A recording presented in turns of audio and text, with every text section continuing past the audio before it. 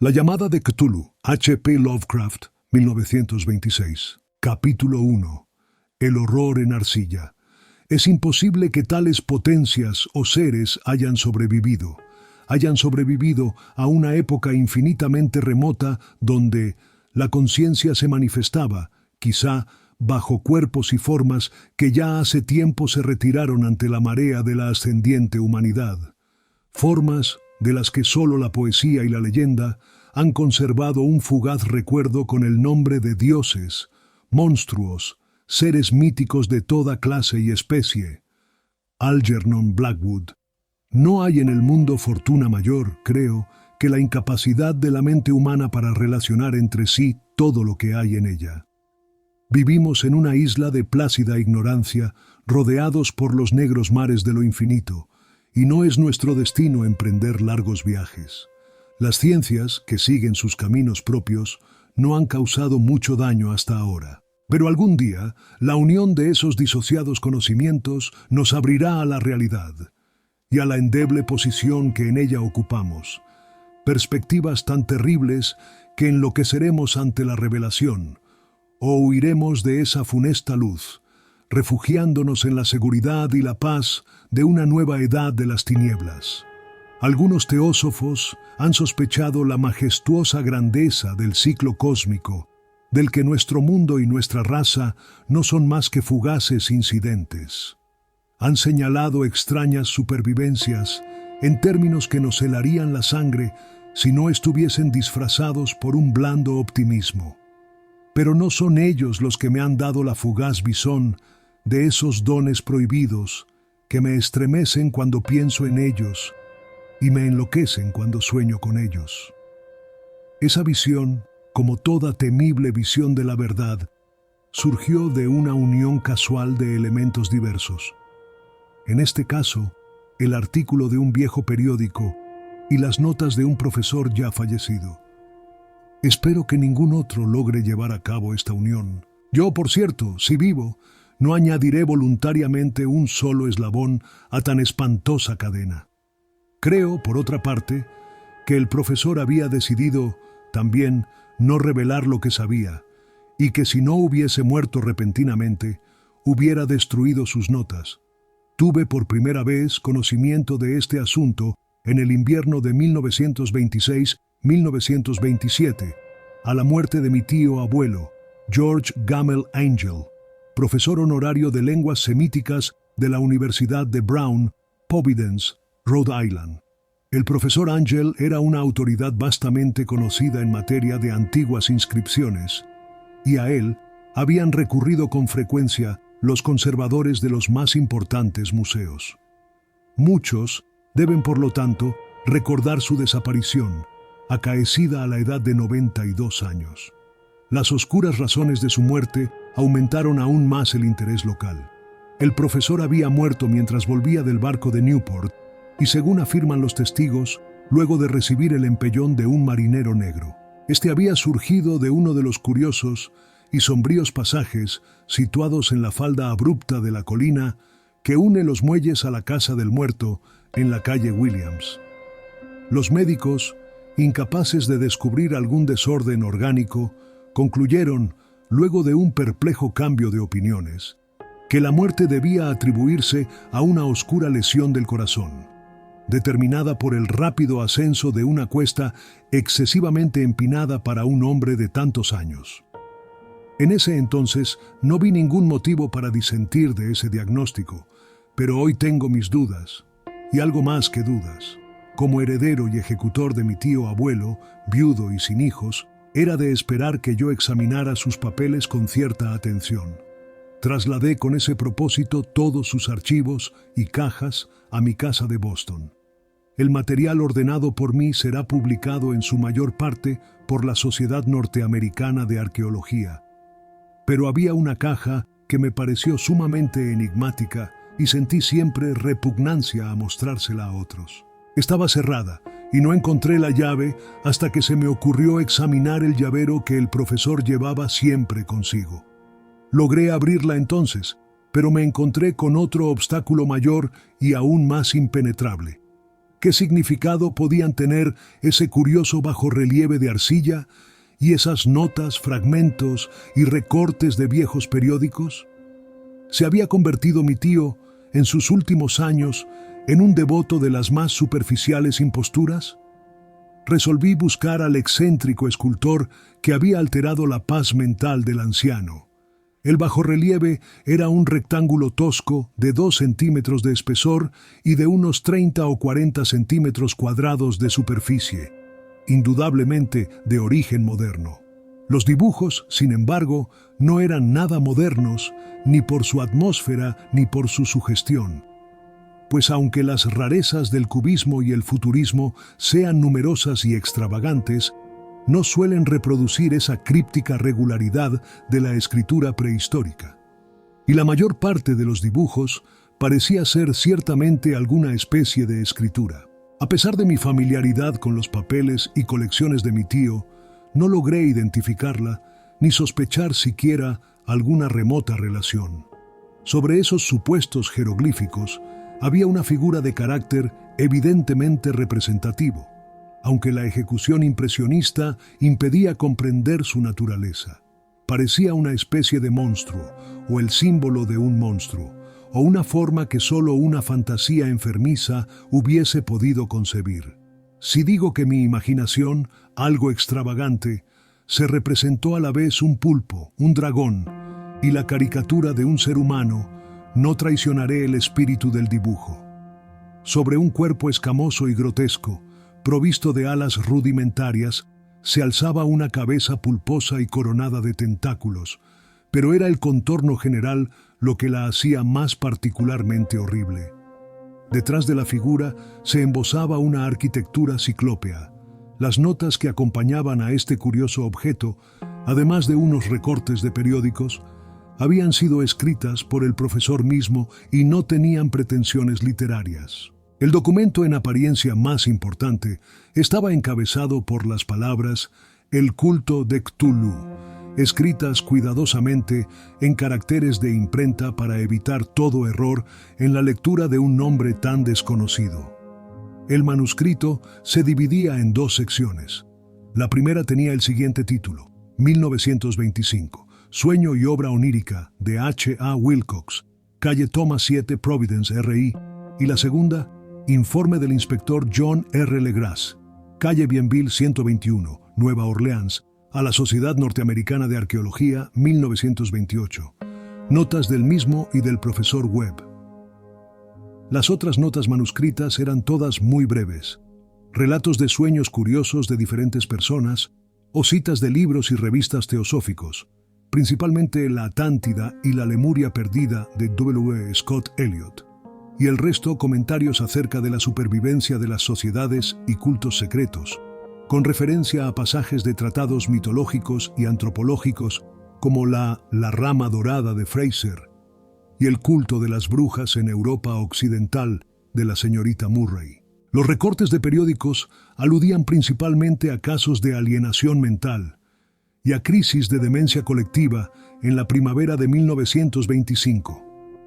La primera parte del manuscrito principal relataba una historia muy curiosa. Parece que el 1 de marzo de 1925, un joven delgado, moreno, de aspecto neurótico y presa de gran excitación, había visitado al profesor Angel con el singular bajorrelieve de arcilla, entonces todavía fresco y húmedo.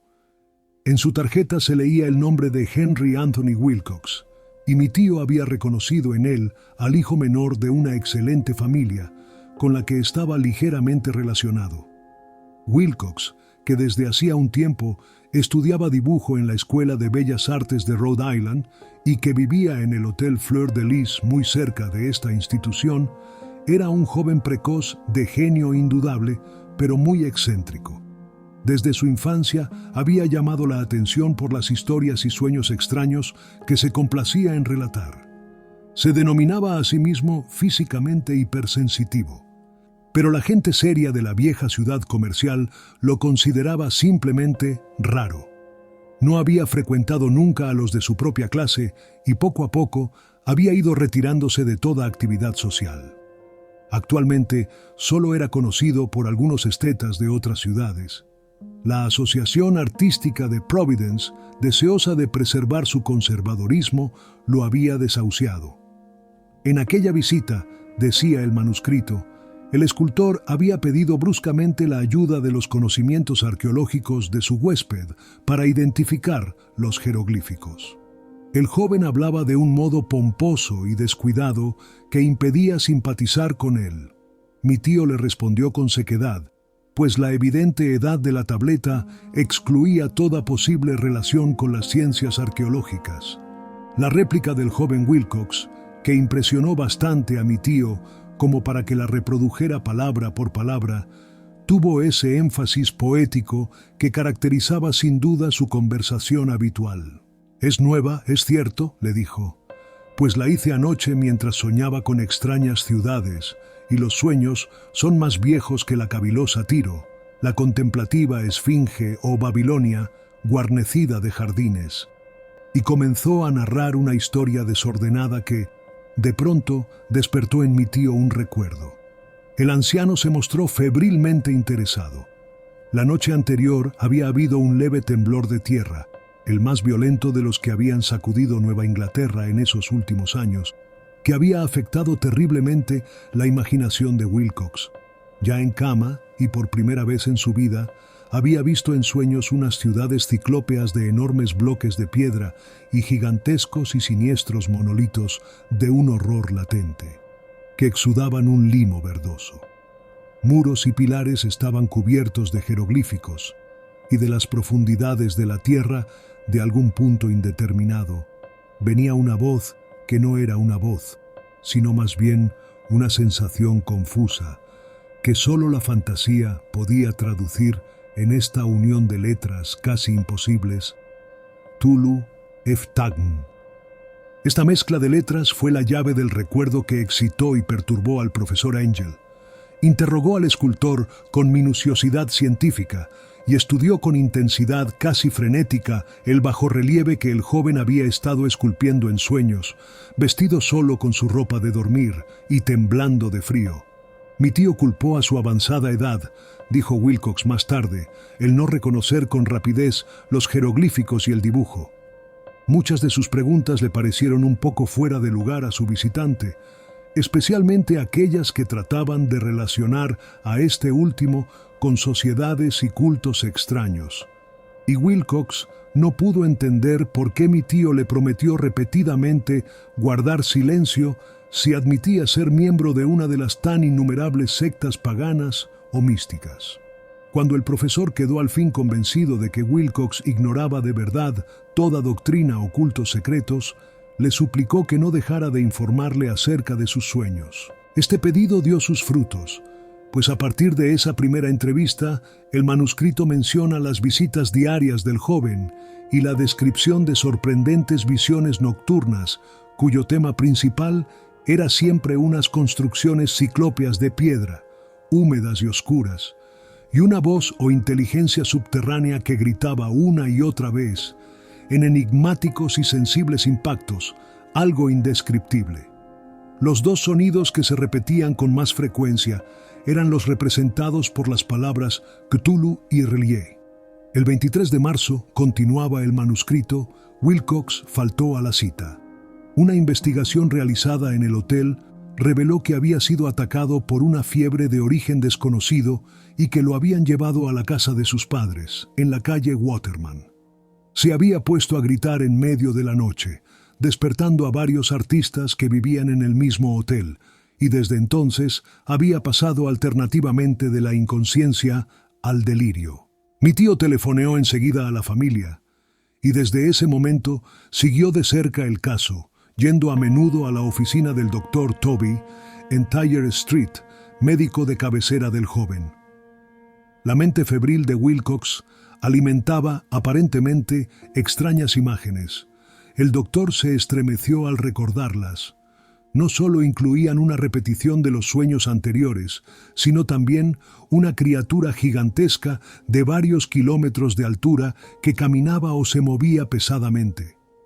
Wilcox nunca lo describía en todos sus detalles, pero las pocas e incoherentes palabras que recordaba el doctor Toby convencieron al profesor de que aquel era el monstruo que el joven había intentado representar.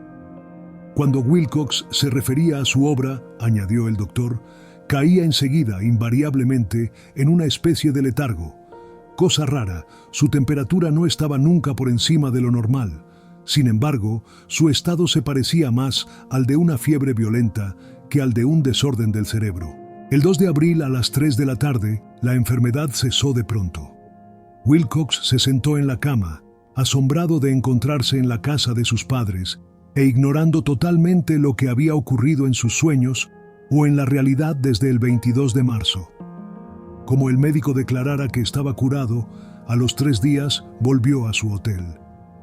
Pero ya no le fue de ninguna utilidad al profesor Angell. Junto con su enfermedad se habían desvanecido todos aquellos sueños y luego de oír durante una semana los relatos inútiles e irrelevantes de unas muy comunes visiones, mi tío dejó de anotar los pensamientos nocturnos del artista.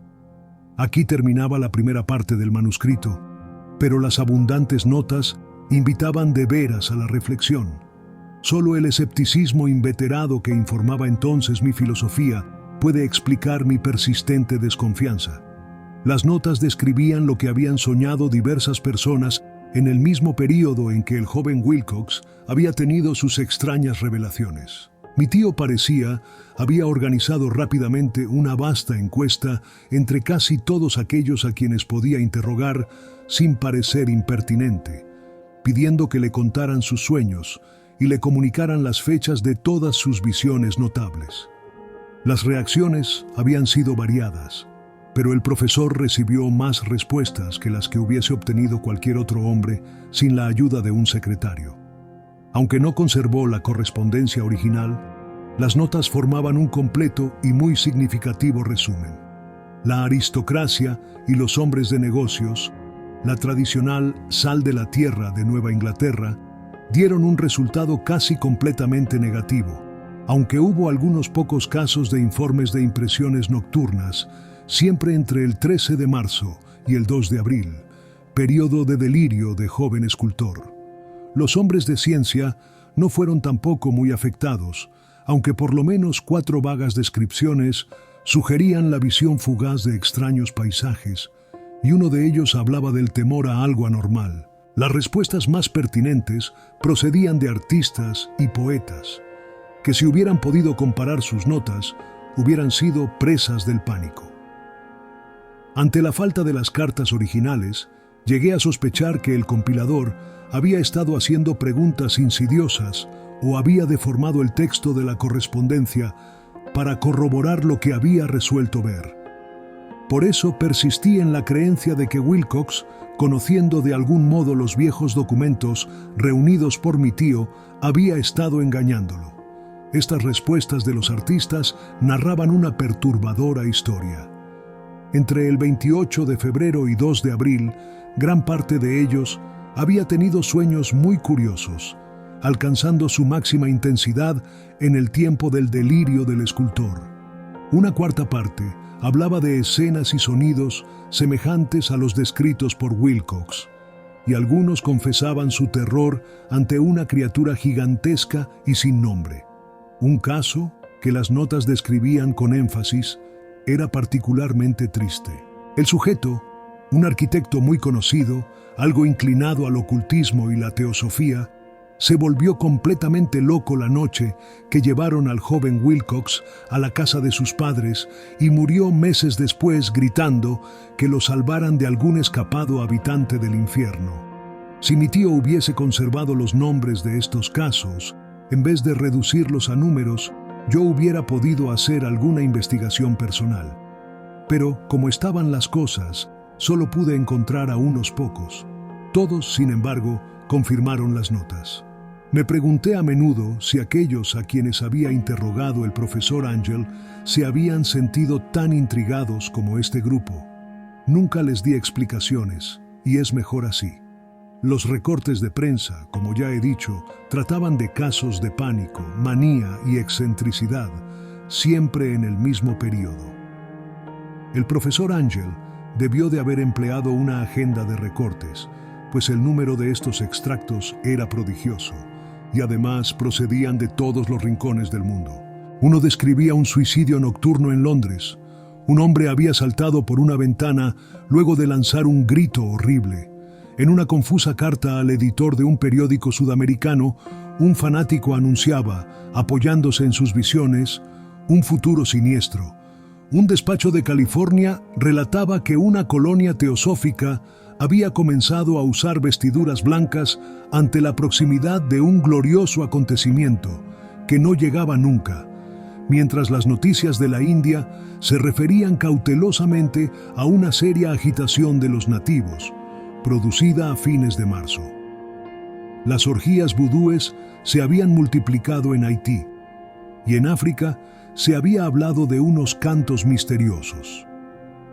Los oficiales norteamericanos radicados en Filipinas habían tenido ciertas dificultades con algunas tribus, y en la noche de 22 de marzo, los policías de Nueva York habían sido molestados por levantinos histéricos. Confusos rumores recorrieron también el oeste de Irlanda, y un pintor llamado Ardois Bonnot exhibió en 1926, en el Salón de Primavera de París, un blasfemo paisaje de sueño. En los asilos de alienados, los desórdenes fueron tan numerosos que solo un milagro logró impedir que el cuerpo médico advirtiera curiosas semejanzas y sacara apresuradas conclusiones. Una rara colección de recortes, de veras. Apenas concibo hoy el crudo racionalismo con que los hice a un lado. Pero quedé convencido de que el joven Wilcox había tenido noticias de unos sucesos anteriores mencionados por el profesor. Capítulo 2. El informe del inspector Legras. Los sucesos anteriores por los que mi tío diera tanta importancia al sueño del escultor y al bajorrelieve eran el tema de la segunda mitad del largo manuscrito. Ya una vez, parecía, el profesor Ángel había visto los odiosos contornos del monstruo anónimo, había meditado sobre los desconocidos jeroglíficos y había oído las sílabas que sólo la palabra Cthulhu podía traducir. Todo esto en circunstancias tan sobrecogedoras que no es raro que persiguiese al joven Wilcox con preguntas y ruegos. Esta experiencia anterior había ocurrido 17 años antes, en 1908, mientras la Sociedad Norteamericana de Arqueología celebraba su consejo anual en Saint Louis. El profesor Ángel, por su autoridad y sus méritos, había desempeñado un papel importante en todas las deliberaciones, y a él se acercaron varios profanos que aprovechaban la oportunidad de la convocatoria para hacer preguntas y plantear problemas. El jefe de ese grupo no tardó en convertirse en centro de atracción de todo el Congreso. Era un hombre de aspecto muy común, mediana edad, y que había hecho el viaje de Nueva Orleans a Saint Louis en busca de cierta información que no había podido obtener en su distrito. Se llamaba John Raymond Legras y era inspector de policía. Traía consigo el objeto de su viaje, una estatuita de piedra, repugnante y grotesca, muy antigua aparentemente, cuyo origen no había logrado determinar. No debe creerse que el inspector Legras se interesara por la arqueología. Todo lo contrario. Su deseo de instruirse tenía como único origen razones puramente profesionales. La estatuita, ídolo, fetiche o lo que fuese, había sido capturada meses antes en los pantanos boscosos del sur de Nueva Orleans, en el curso de una expedición contra una presunta ceremonia vudú. Tan singulares y odiosos eran los ritos que la policía comprendió que se hallaba ante un culto totalmente ignorado e infinitamente más diabólico que los del vudú. Los confusos e increíbles relatos, arrancados por la fuerza a los prisioneros, nada informaron sobre su posible origen. De ahí, el deseo de la policía de consultar a alguna autoridad para identificar así el horrible símbolo y seguir las huellas del culto hasta sus fuentes. El inspector Legras no había esperado que su pedido convocara una impresión semejante. La aparición de la curiosa estatuita bastó para excitar a los hombres de ciencia, y pronto todos rodearon al inspector para contemplar de cerca la diminuta figura, cuya rareza y aspecto de genuina y abismal antigüedad abrían perspectivas tan misteriosas y arcaicas. Nadie reconoció la escuela escultórica de la que había nacido la estatua, y sin embargo, centenares y hasta miles de años parecían haberse posado en la oscura y verdosa superficie de aquella piedra desconocida.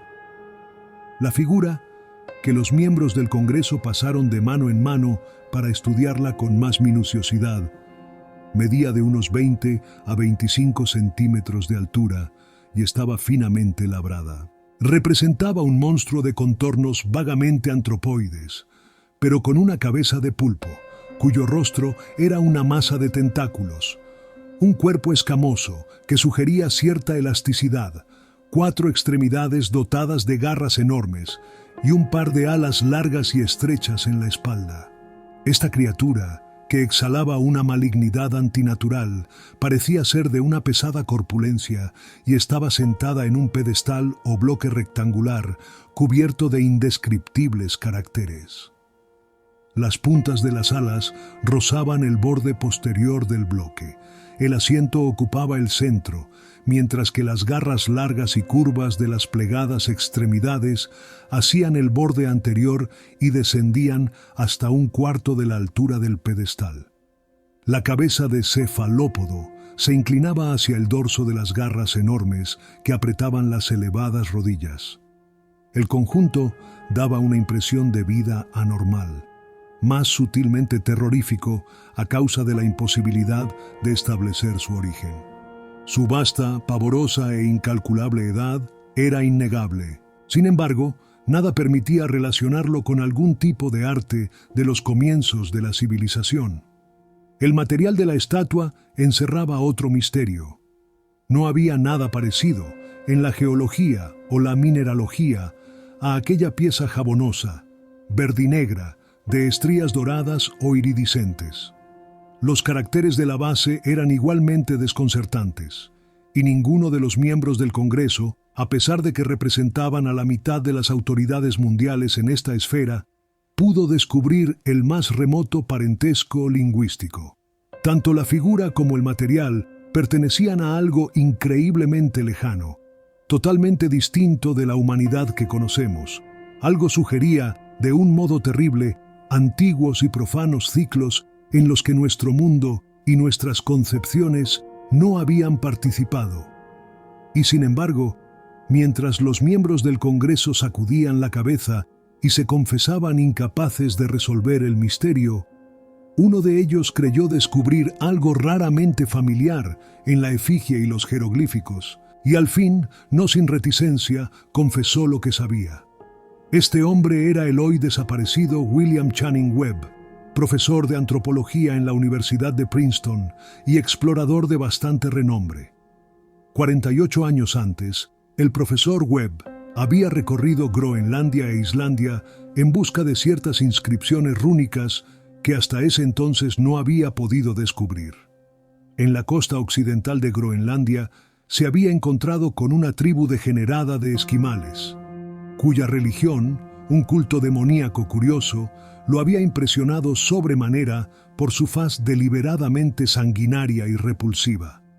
Era aquella una fe que los otros esquimales ignoraban casi del todo y a la que se referían estremeciéndose. Databa, decían, de épocas muy antiguas, anteriores al nacimiento del mundo.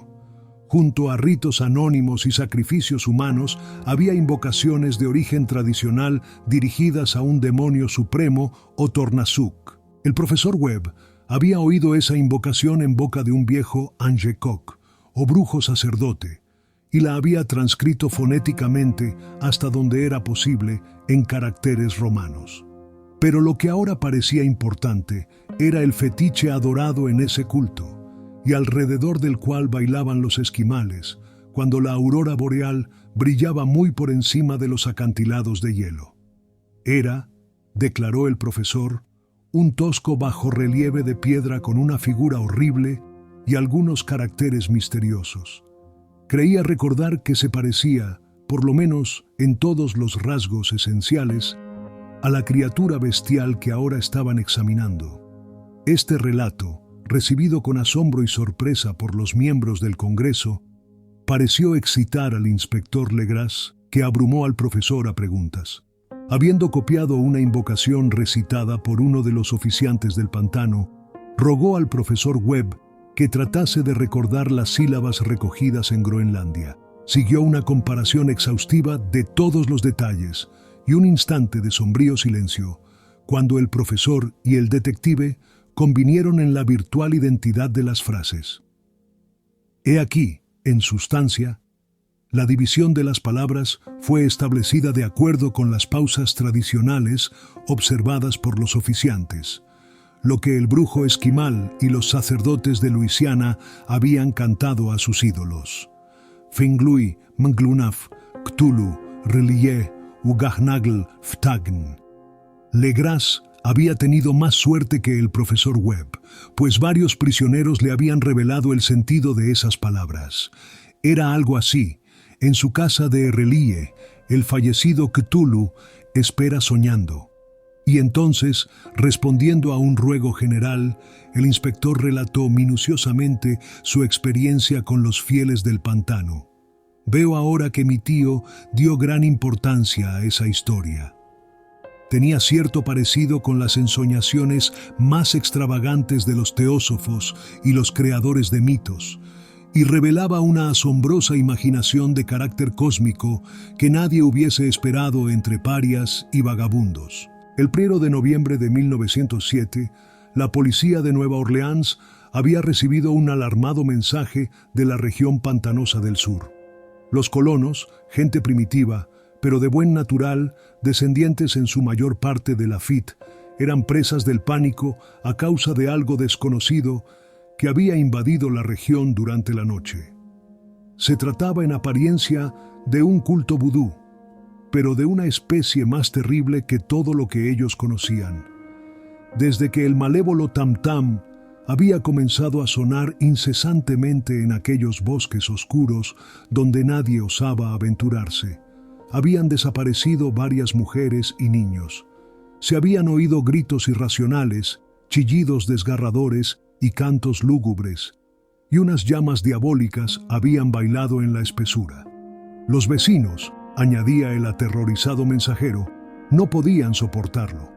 En las primeras horas de la tarde, 20 policías partieron en 2 carricoches y un automóvil, guiados por el tembloroso colono. Cuando el camino se hizo intransitable, abandonaron los vehículos y durante varios kilómetros chapotearon en silencio a través de los espesos bosques de cipreses donde nunca penetraba la luz del día. Raíces tortuosas y nudos malignos de musgo español retardaban la marcha, y de vez en cuando una pila de piedras húmedas o los fragmentos de una pared en ruinas hacían más depresiva aquella atmósfera que los árboles deformados y las colonias de hongos contribuían a crear. Al fin, apareció un miserable conjunto de chozas, y los histéricos colonos corrieron a agruparse alrededor de las vacilantes linternas. El apagado golpear de los tam-tams se oía débilmente a lo lejos. La brisa traía muy de cuando en cuando un chillido que helaba la sangre. Un resplandor rojizo parecía filtrarse por entre el follaje pálido, más allá de las interminables avenidas de la noche selvática. A pesar de su repugnancia a quedarse nuevamente solos, todos los habitantes del lugar se negaron a avanzar un solo paso hacia la escena del culto maldito, de modo que el inspector Legrasse y sus 19 colegas tuvieron que aventurarse sin guías por aquellas negras arcadas de horror donde ninguno de ellos había puesto el pie. La región en que ahora entraba la policía tenía tradicionalmente muy mala fama, y en su mayor parte no había sido explorada por hombres blancos.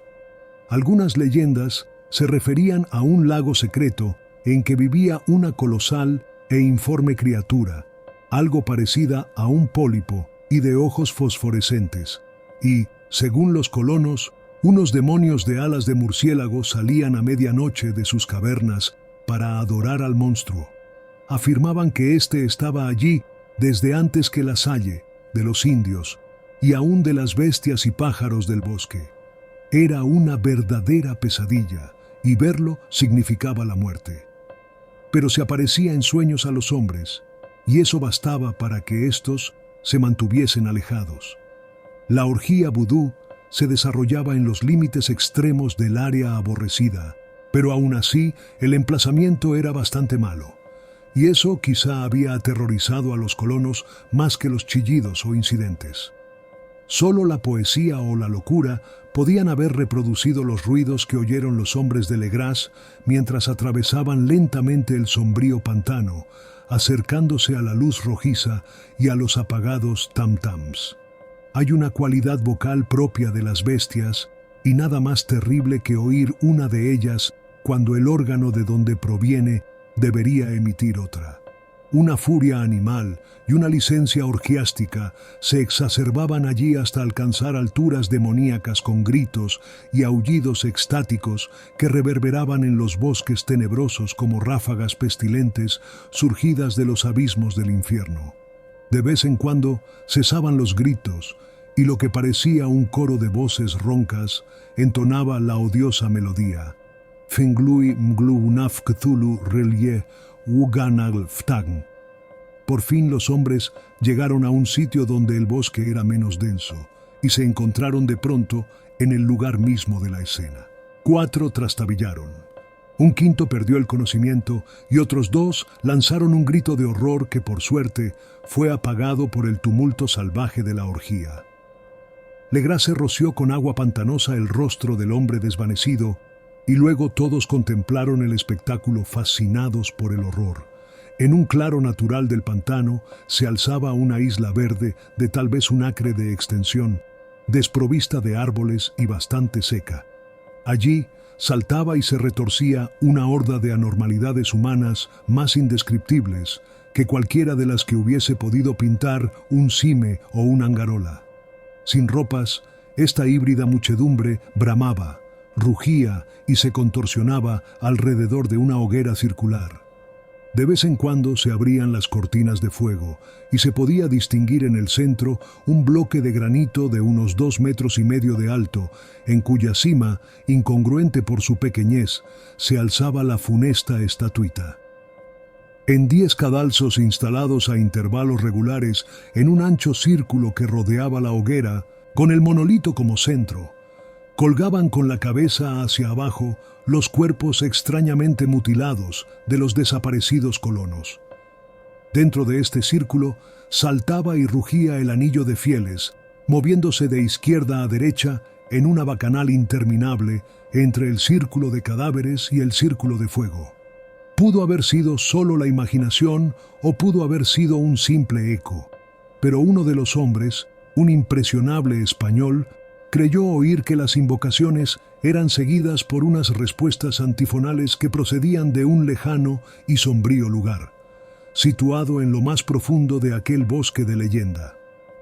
Este hombre, Joseph de Galvez, a quien más tarde encontré e interrogué, era desbordantemente imaginativo.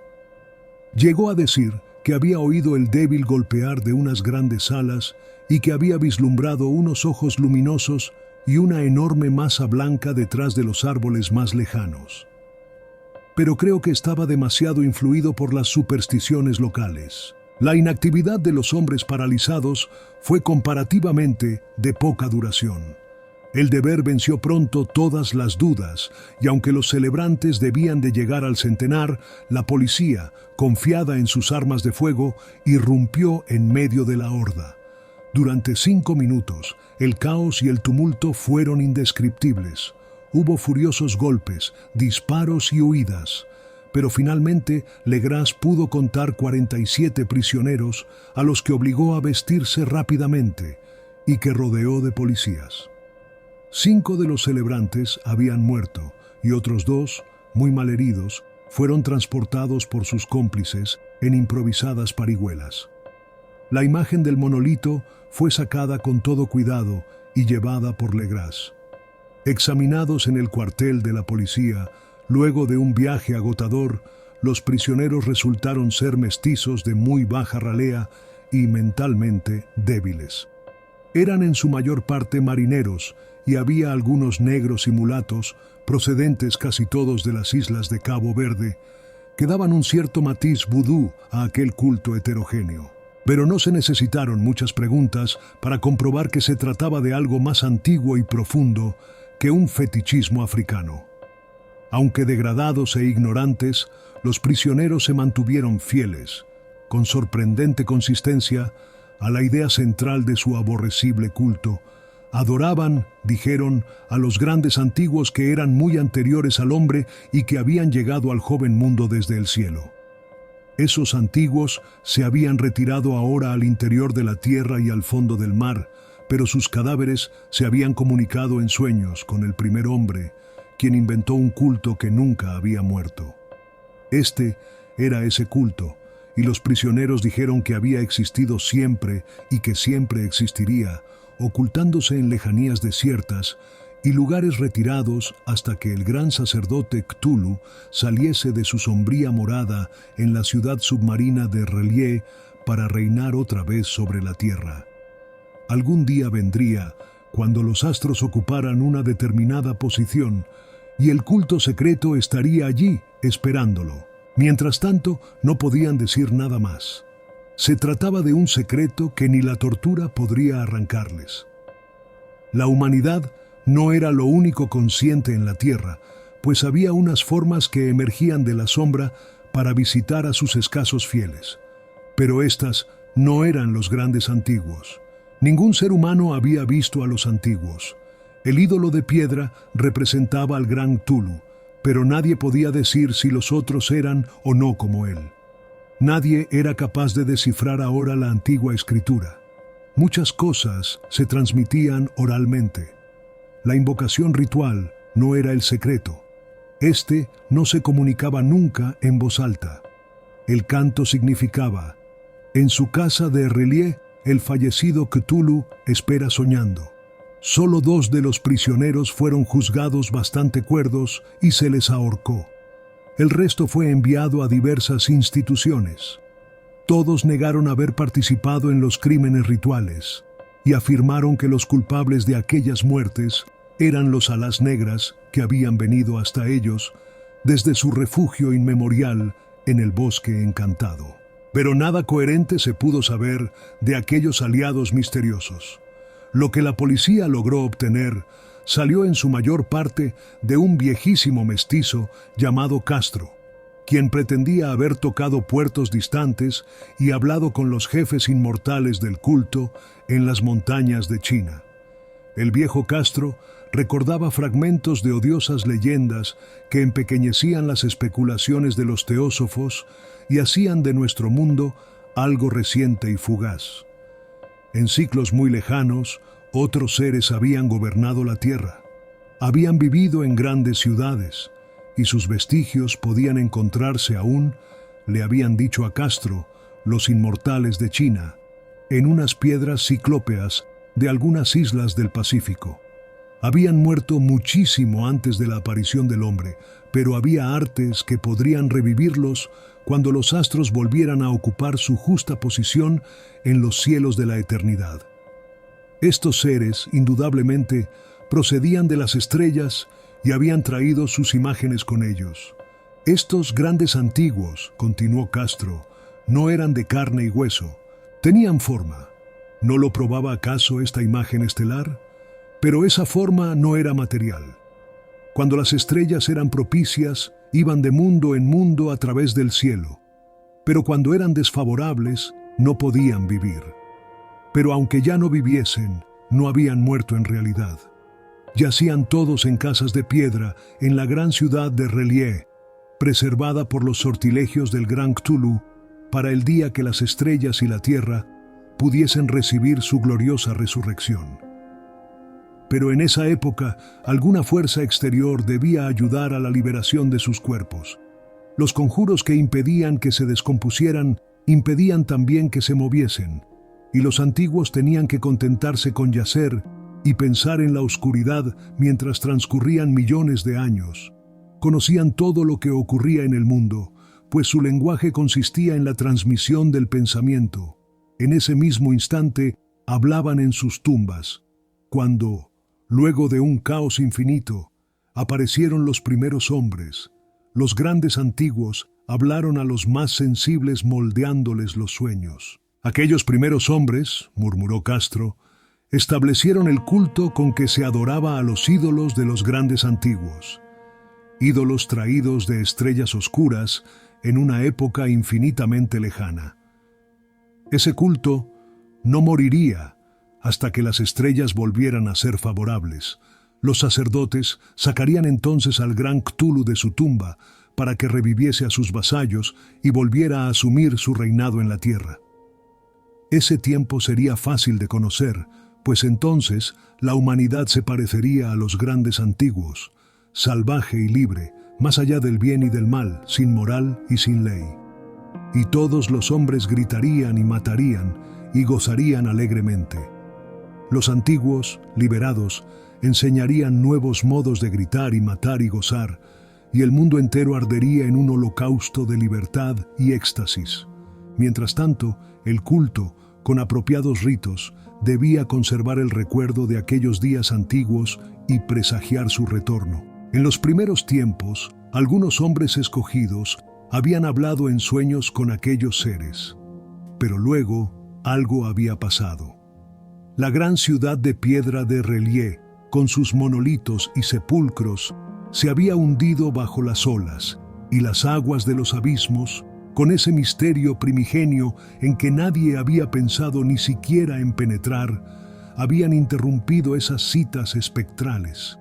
Pero los recuerdos no morían, y los altos sacerdotes afirmaban que cuando los astros fuesen favorables, la ciudad volvería a la superficie. Entonces, los viejos espíritus de la tierra, mohosos y sombríos, saldrían de sus subterráneos y propagarían los rumores recogidos allá en olvidados fondos del océano. Pero de ellos, el viejo Castro no se atrevía a hablar. Se interrumpió de pronto, y ni la persuasión ni las sutilezas pudieron arrancarle otras informaciones. Tampoco quiso mencionar, curiosamente, el tamaño de los antiguos. En cuanto al culto, afirmó que su centro debía encontrarse en los desiertos intransitados de Arabia, donde Irem, la ciudad de los pilares, sueña aún intacta y secreta. No tenía relación alguna con la brujería europea y solo era conocido por sus miembros. Ningún libro aludía a él, aunque los chinos inmortales decían que en el Necronomicon del árabe loco, Abdul al-Hazred, había un sentido oculto que el iniciado podía interpretar de muy diversas maneras, especialmente en el tan discutido dístico. No está muerto quien puede yacer eternamente, y en épocas extrañas, hasta la muerte puede morir. Legrasse, profundamente impresionado y no poco intrigado, había buscado sin éxito las filiaciones históricas del culto. Castro, aparentemente, había dicho la verdad al afirmar que era un secreto. Las autoridades de la Universidad de Tulane no pudieron arrojar luz alguna sobre el culto o la imagen, y ahora recurría a las mayores autoridades, y se encontraba nada menos que con el episodio de Groenlandia del profesor Webb. El ferviente interés que despertó el relato de Legrasse, corroborado por la presencia de la estatuita, tuvo algún eco en las cartas que intercambiaron luego los miembros del Congreso, pero apenas hay alguna mención en el informe oficial. La prudencia es preocupación primordial de aquellos que se enfrentan a menudo a la charlatanería y la impostura. Legrasse prestó durante un tiempo la estatua al profesor Webb, pero a la muerte de este último le fue devuelta y está desde entonces en su casa. Allí la he visto no hace mucho tiempo. Es de veras algo estremecedor e indiscutiblemente parecida a la escultura labrada en sueños por el joven Wilcox. No me asombró que mi tío se hubiese excitado con el relato del joven. ¿Qué pudo pensar al saber, ya enterado de la información recogida por Legrasse, que un joven sensible no solo había soñado la figura y los jeroglíficos de las imágenes del pantano y de Groenlandia, sino que también había oído en sueños 3 de las palabras de la fórmula, repetida por los maestros de Luisiana y los diabólicos esquimales? Era natural que el profesor Angel hubiese iniciado instantáneamente una minuciosa investigación, aunque yo en mi fuero interno sospechaba que el joven Wilcox había oído hablar del culto y había inventado una serie de sueños para acrecentar el misterio ante los ojos de mi tío. El relato de los otros sueños y los recortes coleccionados por el profesor parecían corroborar la historia del joven, pero mi bien fundado racionalismo y la total extravagancia del asunto me llevaron a adoptar las conclusiones que estimé más razonables. De modo que luego de estudiar otra vez el manuscrito y comparar las notas teosóficas y antropológicas con la descripción del culto que había hecho Legras, viajé a Providence para ver al escultor e increparle el haberse burlado de tal modo de un sabio anciano. Wilcox vivía aún solo en el Fleur de Lis de la calle Thomas, desagradable imitación victoriana de la arquitectura bretona del siglo XVII. La fachada de estuco del hotel lucía ostentosamente entre las encantadoras casas coloniales y a la sombra del más hermoso campanario georgiano que pudiera verse en Norteamérica. Encontré a Wilcox en sus habitaciones, sumido en su labor, y comprendí enseguida, por las piezas que lo rodeaban, que su genio era profundo y auténtico. Creo que durante un tiempo Wilcox figurará entre los grandes decadentes, pues ha cristalizado en arcilla y reflejará un día en el mármol esas pesadillas y fantasías evocadas en prosa por Arthur Machen y que Clark Ashton Smith ha hecho visibles en versos y pinturas. Moreno, frágil y de aspecto un poco descuidado, Wilcox se volvió lánguidamente y sin dejar su silla me preguntó qué deseaba. Cuando le dije quién era, manifestó cierto interés, pues mi tío había excitado su curiosidad al examinar sus raros sueños, aunque sin expresar las razones de ese examen. Sin sacarlo de su ignorancia, traté prudentemente de hacerlo hablar. Poco tiempo me bastó para convencerme de que era absolutamente sincero. Hablaba de sus sueños de un modo inequívoco. Esos sueños y su residuo subconsciente habían influido profundamente en su arte y me mostró una estatua mórbida cuyo modelado me estremeció, casi por la fuerza de su oscura sugestión.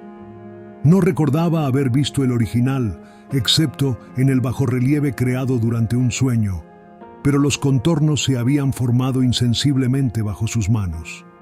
Era sin duda la forma gigantesca de la que había hablado en su delirio. Comprobé muy pronto que no sabía nada del culto, salvo lo que el constante interrogatorio de mi tío había dejado escapar, y traté otra vez de concebir de qué modo podía haber recibido esas impresiones sobrenaturales. Hablaba de sus sueños de un modo extrañamente poético, haciéndome ver con terrible claridad la ciudad ciclópea de piedra verde y musgosa, cuya geometría, añadió curiosamente, era totalmente errónea, y oí otra vez con un temor expectante el subterráneo llamado mental, Cthulhu Fhtagn. Cthulhu Fhtagn. Esas palabras figuraban en la temible invocación que evocaba el sueño vigilia de Cthulhu en su bóveda de piedra de relieve, y a pesar de mis racionales ideas, me sentí profundamente perturbado. Wilcox, era indudable, había oído hablar casualmente del culto, y lo había olvidado enseguida en la masa de las lecturas y concepciones igualmente fantásticas. Más tarde, en virtud de su impresionable carácter, el culto había encontrado un modo de expresión subconsciente en los sueños, el bajorrelieve de arcilla y la estatua que yo estaba ahora contemplando. De modo que la superchería había sido involuntaria. El joven tenía unos modales un poco afectados y un poco vulgares que me desagradaban de veras, pero yo ya estaba dispuesto a admitir tanto su genio como su honestidad. Me despedí amablemente y le deseé todo el éxito que su talento prometía. El asunto del culto continuó fascinándome y a veces imaginaba poder adquirir un gran renombre investigando su origen y relaciones. Visité Nueva Orleans, hablé con Legras y otros de los que habían participado en aquella vieja expedición, examiné la estatuita y hasta interrogué a los prisioneros que todavía vivían. El viejo Castro, por desgracia, había muerto hacía varios años. Lo que escuché entonces de viva voz, aunque no fue más que una confirmación detallada de los escritos de mi tío, acrecentó mi interés, y tuve la seguridad de estar sobre la pista de una religión muy antigua y secreta, cuyo descubrimiento me convertiría en un antropólogo famoso. Mi actitud era aún entonces absolutamente materialista, como aún quisiera que lo fuese, y por una inexplicable perversidad mental, rechacé la coincidencia de los sueños y los recortes coleccionados por el profesor Ángel. Hubo algo, sin embargo, que comencé a sospechar y que ahora creo saber. La muerte de mi tío no fue nada natural. Cayó al suelo en la colina, en una de las estrechas callejuelas que partían de unos muelles donde abundaban los mestizos extranjeros, luego del descuidado empujón de un marinero de tez oscura. Yo no había olvidado que los oficiales de Luisiana se distinguían por la mezcla de sangres y sus intereses marinos, y no me hubiera sorprendido conocer la existencia de agujas venenosas y métodos criminales secretos tan faltos de piedad como aquellas creencias y ritos misteriosos. Legrasse y sus hombres, es cierto, no habían sido molestados, pero en Noruega acaba de morir un marino que veía cosas. No pudieron haber llegado a oídos siniestros las investigaciones realizadas por mi tío luego de encontrarse con el escultor. Creo hoy que el profesor Ángel murió porque sabía o quería saber demasiado. Es posible que me espere un fin semejante, pues yo también he aprendido mucho. Fin. Capítulo 3. La locura del mar. Si el cielo decidiese algún día acordarme un insigne favor, borraría totalmente de mi memoria el descubrimiento que hice, por simple casualidad, al echar una ojeada a una hoja de periódico que recubría un estante. Era un viejo número del Boletín de Sydney del 18 de abril de 1925, con el cual no hubiese podido dar en mi vida cotidiana. Había pasado inadvertido hasta para la agencia de recortes que había estado coleccionando ávidamente durante esa época materiales para mi tío.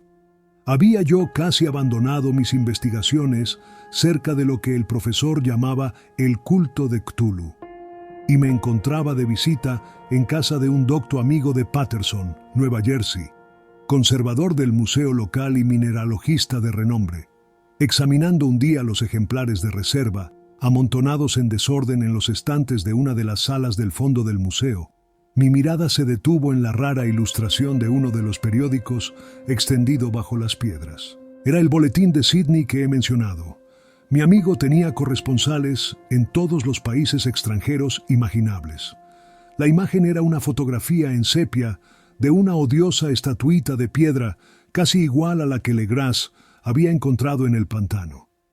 Despojé vivamente a la hoja de su precioso contenido, leí el artículo con cuidado y lamenté su brevedad. Lo que sugería, sin embargo, era de suma importancia para mi ya vacilante búsqueda.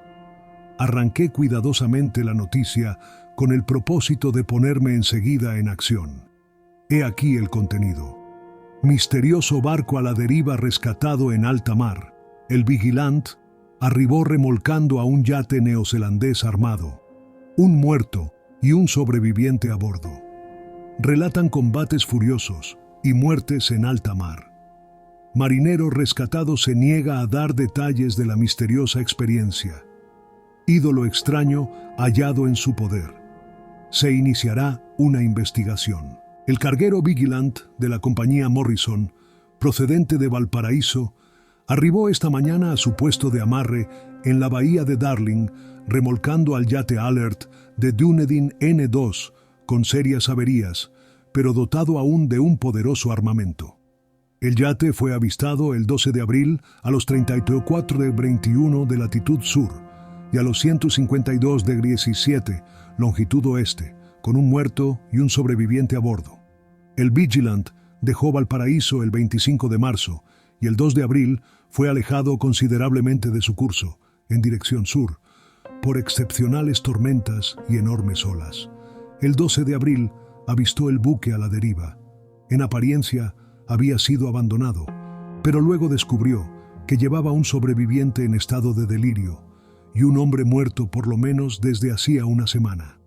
El sobreviviente apretaba entre sus manos una piedra horrible de origen desconocido, de unos 30 centímetros de alto, cuyo origen los profesores de la Universidad de Sydney, la Sociedad Real y el Museo de la Calle College no pudieron determinar, y que el hombre afirmaba haber descubierto en la cabina del yate, en un altarcito rudimentario. Este hombre, ya recobrado, relató una historia de piratería y violencia sumamente extraña.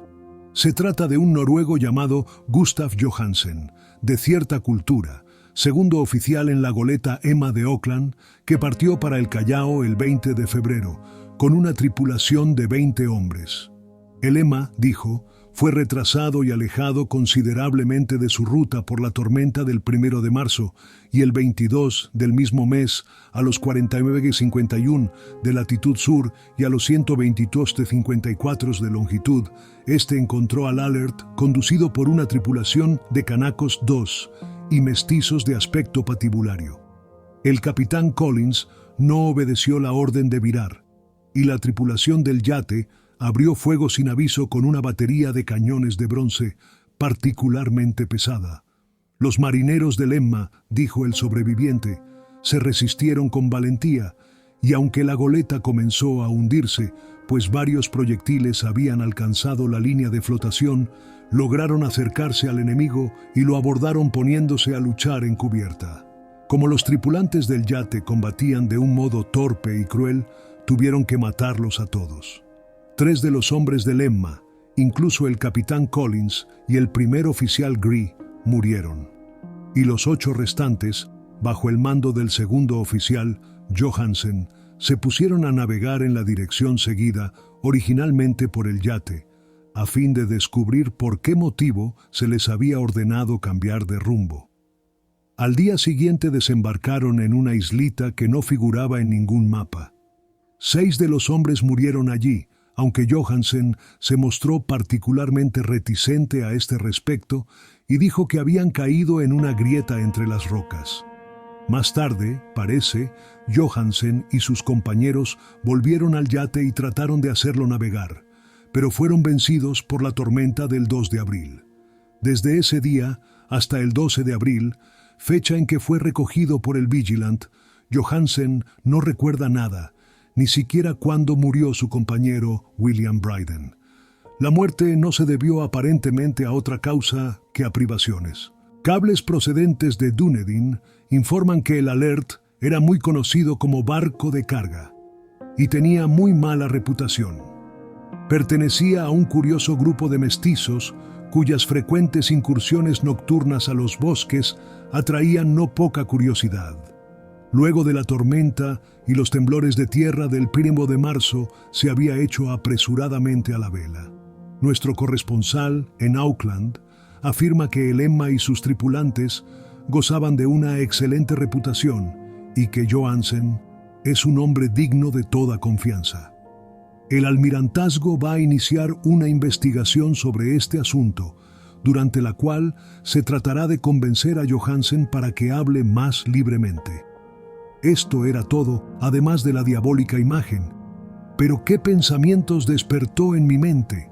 Estas nuevas y preciosas noticias acerca del culto de Cthulhu probaban que éste tenía fieles seguidores tanto en el mar como en la tierra. ¿Qué motivo había impulsado a la híbrida tripulación a ordenar el regreso del Emma mientras navegaban con su ídolo? ¿Qué isla desconocida era aquella en que habían muerto 6 de los tripulantes, acerca de la cual el contramaestre Johansen se mostraba tan reticente? ¿Qué resultado había tenido la investigación del almirantazgo y qué se sabía del odioso culto en Dunedin? Y lo más extraordinario, qué profunda y natural relación de hechos era esta que daba una significación maligna e innegable a los sucesos tan cuidadosamente anotados por mi tío. El 1 de marzo, el 28 de febrero, de acuerdo con el uso horario internacional, se habían producido una tormenta y un terremoto. El Alert y su mal encarada tripulación habían dejado rápidamente Dunedin como obedeciendo un imperioso llamado, y en el otro extremo de la tierra, poetas y artistas habían comenzado a soñar con una ciclópea ciudad submarina, mientras un joven escultor modelaba, en sueños, la forma del terrible Cthulhu. El 23 de marzo, la tripulación del Emma desembarcaba en una isla desconocida, perdiendo allí 6 hombres. Y en esa misma fecha, los sueños de algunas personas alcanzaron su mayor intensidad y se oscurecieron con el terror de un monstruo maligno y gigantesco, mientras un arquitecto se volvía loco y un escultor caía presa del delirio. ¿Y qué pensar de esa tormenta del 2 de abril, fecha en que cesaron todos los sueños de la ciudad sumergida y Wilcox salió indemne de aquella fiebre extraña? ¿Qué pensar igualmente de aquellas alusiones del viejo Castro a los antiguos venidos de las estrellas y a su reino próximo, y a su culto, y a su gobierno de los sueños? Estaba balanceándome en el borde de un abismo de horrores cósmicos insoportables para un ser humano. En todo caso, no afectaron sino a la mente, pues el 2 de abril puso término de algún modo a la monstruosa amenaza que había sitiado el alma de los hombres.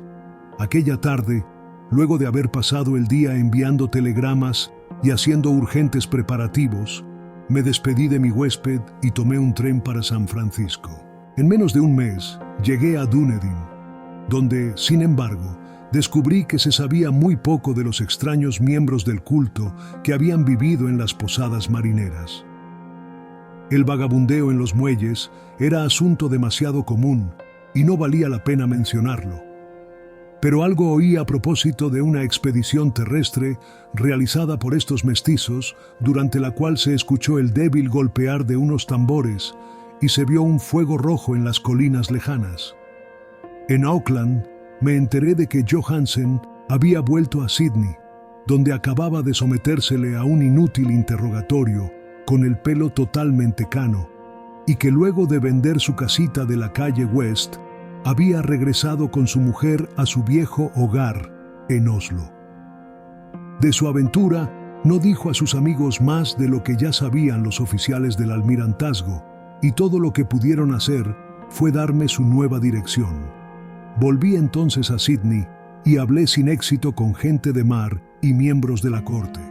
Vi el alert en Circular Quay, en la bahía de Sydney, pero nada me reveló su casco. La imagen en cuclillas, de cabeza de pulpo, cuerpo de dragón, alas escamosas y pedestal con jeroglíficos se conservaba en el museo de Hyde Park.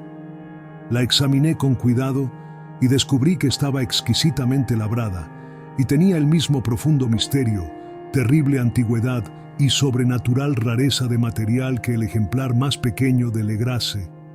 Para los geólogos, me dijo el conservador del museo, la estatua era un enigma monstruoso y juraban que no había en el mundo una roca parecida. Recordé, estremeciéndome, lo que había dicho el viejo Castro a Le Grasse a propósito de los primeros grandes antiguos.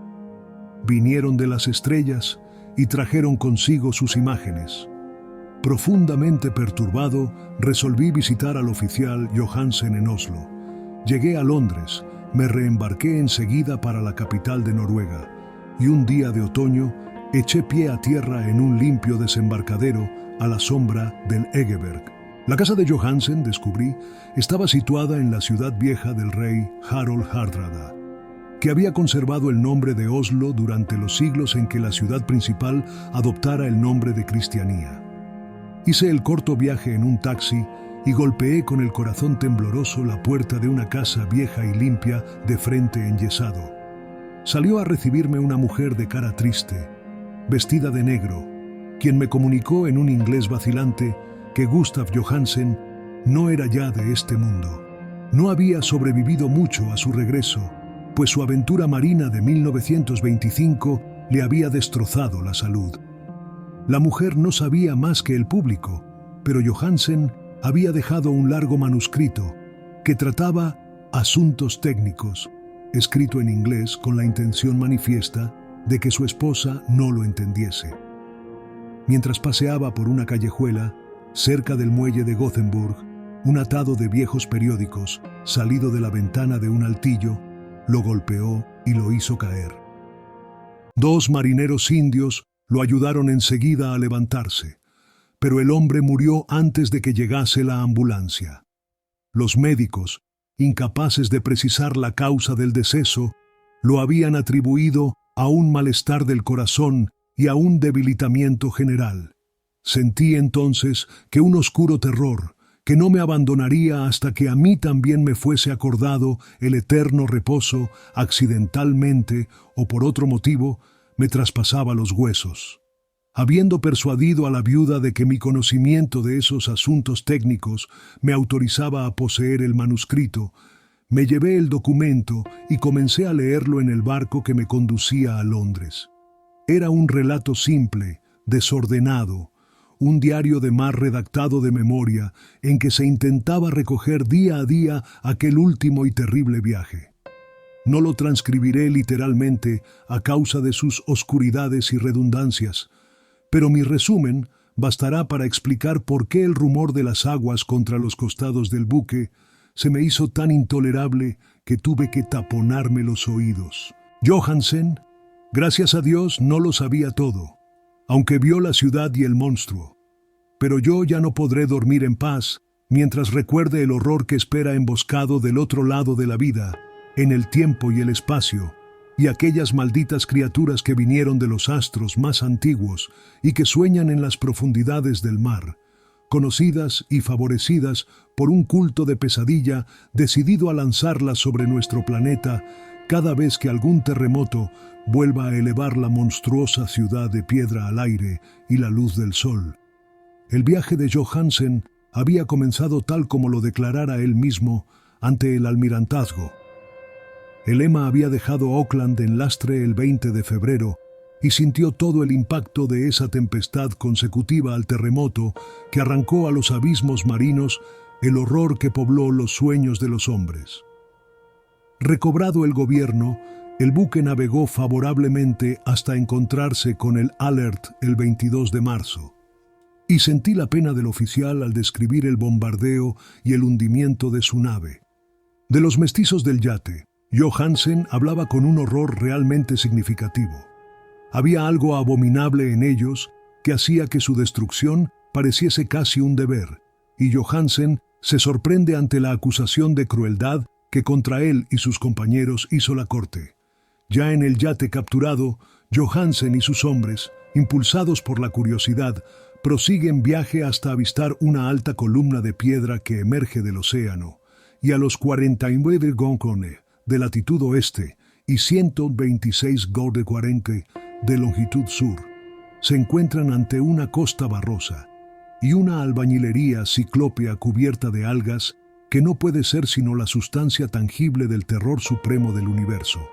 La ciudad muerta de Relié, construida hace millones de años, antes de los comienzos de nuestra historia, por las enormes y espantosas criaturas que descendieron desde unos astros desconocidos.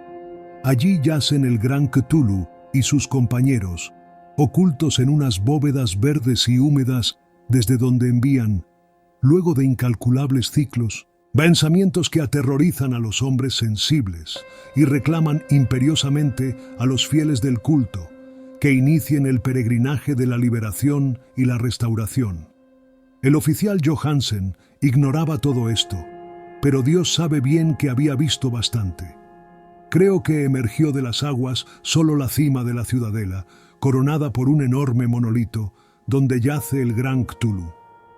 Cuando imagino el tamaño de todo lo que puede esconder el fondo del océano, siento deseos de morir sin esperar ya más. Johansen y sus hombres se sintieron aterrados ante la majestad cósmica de esta húmeda Babilonia habitada por demonios, y debieron sospechar, instintivamente, que no pertenecía ni a este ni a ningún otro planeta similar. En todas las líneas de la estremecida descripción de Johansen se advierte el mismo pavor. Ante el tamaño indescriptible de los bloques de piedra verde, ante la altura vertiginosa del monolito labrado, ante la asombrosa identidad de esas colosales estatuas y bajorrelieves, con la rara imagen encontrada en la sentina del Alert. Sin conocer el futurismo, Johansen describe al hablar de la ciudad algo muy parecido a una obra futurista.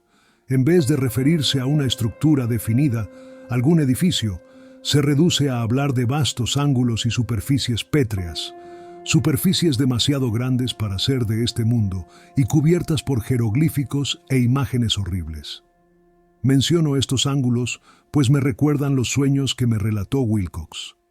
El joven escultor afirmó que la geometría de la ciudad de sus sueños era anormal, no euclidiana, y que sugería esferas y dimensiones distintas de las nuestras. Ahora un marino ilustrado tenía ante la terrible realidad la misma impresión. Johansen y sus hombres desembarcaron en la playa de esta monstruosa acrópolis y se treparon, resbalando, por los titánicos y musgosos escalones que ningún ser humano hubiera podido edificar. El sol mismo parecía deformado cuando se lo miraba a través de las miasmas polarizadas que emanaban de esta perversión submarina. Una amenaza tortuosa acechaba en esos ángulos desconcertantes donde una segunda mirada descubría una concavidad donde se había creído ver la convexidad. Todos los exploradores, aun antes de ver algo definido, salvo las rocas, los musgos y las algas, se sintieron presas de un indefinible terror. Todos habrían escapado si no hubiesen temido la burla de los otros, y solo de mala gana se decidieron a buscar, vanamente, como comprendieron más tarde, algo que sirviese de recuerdo. Rodríguez, el portugués, fue el primero en llegar a la base del monolito y les gritó a los otros lo que acababa de descubrir. Poco más tarde, los hombres contemplaron curiosamente una enorme puerta de piedra labrada con el ya familiar bajorrelieve del pulpo dragón. Se parecía, dice Johansen, a la enorme puerta de un granero. Todos vieron allí una puerta, ya que estaba encuadrada en un umbral, un dintel y dos montantes, pero nadie pudo decidir si estaba situada horizontalmente, como la puerta de una trampa, o algo inclinada, como la puerta exterior de un altillo. Como lo hubiese dicho Wilcox, la geometría del lugar era errónea. Uno no podía estar seguro de que el mar y el suelo fueran horizontales, de modo que la posición relativa de todo el resto parecía variar fantásticamente. Bryden presionó sobre la piedra en diversos sitios sin resultado. Luego Donovan palpó con delicadeza los bordes, apretando separadamente cada punto. Subió con lentitud a lo largo de la grotesca moldura de piedra. Puede decirse que subió si se admite que la puerta no era al fin y al cabo horizontal, y los hombres se preguntaron cómo una puerta podía ser tan enorme. Al fin, muy suavemente, muy lentamente, la parte superior del panel comenzó a inclinarse hacia adentro, y todos vieron que la piedra se balanceaba. Donovan se deslizó o trepó de algún modo a lo largo de uno de los montantes, y los hombres se pusieron a observar el curioso retroceso de la puerta monstruosa. En este fantástico mundo de deformaciones prismáticas, la piedra se desplazaba anormalmente en diagonal, despreciando todas las leyes de la materia y la perspectiva. La abertura mostraba una oscuridad casi material. Estas tinieblas tenían realmente una cualidad positiva, pues ocultaban algunas partes de las paredes interiores que debían ser visibles. Al fin surgió de aquella cárcel milenaria algo así como una humareda que oscureció la luz del sol mientras se elevaba hacia el cielo, empequeñecido y arrogado, con la ayuda de sus alas membranosas. El olor que salía de aquellos abismos recién abiertos era insoportable, y Hawkins, que tenía el oído fino, creyó oír allá abajo un sonido chapoteante e inmundo. Todos escucharon, y todos escuchaban aún cuando el monstruo se hizo visible, babeando y apretando su inmensidad verde y gelatinosa a través de la tenebrosa abertura hasta elevarse pesadamente en el aire corrompido de aquella ciudad de pesadilla. La letra del pobre Johansen es apenas inteligible en esta parte. De los 6 hombres que nunca llegaron al barco, cree que 2 murieron simplemente de miedo en aquel instante maldito. El monstruo está más allá de toda posible descripción. No hay lenguaje aplicable a ese abismo de horror inmemorial, a esa pavorosa contradicción de todas las leyes de la materia, la fuerza y el orden cósmicos. Una montaña que caminaba. Dios. Puede extrañar que en el otro lado de la tierra enloqueciese un gran arquitecto, y que en aquel telepático instante la fiebre devorara al pobre Wilcox. El monstruo de los ídolos, el verde y viscoso demonio venido de otros astros, había despertado para reclamar sus derechos. Las estrellas eran otra vez favorables, y lo que un viejo culto no había podido lograr por su voluntad, un puñado de inocentes marineros lo hacía por accidente. Luego de millones y millones de años, el gran Cthulhu era libre otra vez. 3 hombres fueron barridos por aquellas patas membranosas antes que nadie tuviese tiempo de volverse. Que descansen en paz, si hay algún descanso en el universo. Eran Donovan, Guerrera y Angstrom. Parker resbaló mientras los otros 3 sobrevivientes se precipitaban frenéticamente en un escenario infinito de rocas verdosas. Johansen jura que fue absorbido hacia arriba por un ángulo que no debía estar allí. Un ángulo agudo que se había comportado como si fuese obtuso. De modo que solo Bryden y Johansen llegaron al bote y se dirigieron desesperadamente hasta el Alert, mientras la montañosa monstruosidad descendía por los escalones de piedra resbaladiza y se detenía, titubeando, a orillas del agua. Las calderas habían quedado funcionando, a pesar de que todos habían bajado a tierra, y bastaron unos pocos segundos de frenéticas corridas entre ruedas y motores para poner en marcha el Alert. Lentamente, entre los horrores distorsionados de esa escena indescriptible, la hélice comenzó a golpear las aguas. Mientras tanto, en la costa mortal, sobre aquellas construcciones que no eran de este mundo, el monstruo gigantesco, venido de las estrellas, emitía unos gritos inarticulados, como Polifemo al maldecir el veloz navío de Ulises. Enseguida, con más audacia que los cíclopes de la leyenda, el gran Cthulhu penetró en las aguas e inició la persecución con golpes que levantaron enormes olas. Bryden volvió la vista y enloqueció. Desde entonces rió a intervalos hasta que la muerte lo alcanzó en su cabina, mientras Johansen vagaba delirando de un lado a otro. Pero Johansen no había abandonado la partida. Comprendiendo que el monstruo alcanzaría seguramente el Alert antes de que la presión llegase al máximo, resolvió intentar algo desesperado y, acelerando los motores, subió rápidamente a la cubierta e hizo girar el timón. En la superficie de las aguas hubo un remolino espumoso, y mientras crecía la presión del vapor, el valiente noruego dirigió el navío contra aquella montaña gelatinosa que se alzaba sobre las sucias espumas como la popa de un galeón demoníaco. La horrible cabeza de pulpo, envuelta en tentáculos, llegaba casi hasta la punta del bauprés, pero Johansen no retrocedió. Hubo un estallido como el de un globo que se desinfla, un líquido inmundo como el que surge de un hendido pez luna, una hediondez que el cronista no se atrevió a describir. Durante un instante, una nube verde, acre y enceguecedora, envolvió al buque, y un hervor maligno quedó a popa, donde, Dios del cielo, la esparcida plasticidad de aquella entidad celeste estaba recombinándose y recobrando su forma primitiva, mientras el Alert se alejaba más y ganaba velocidad.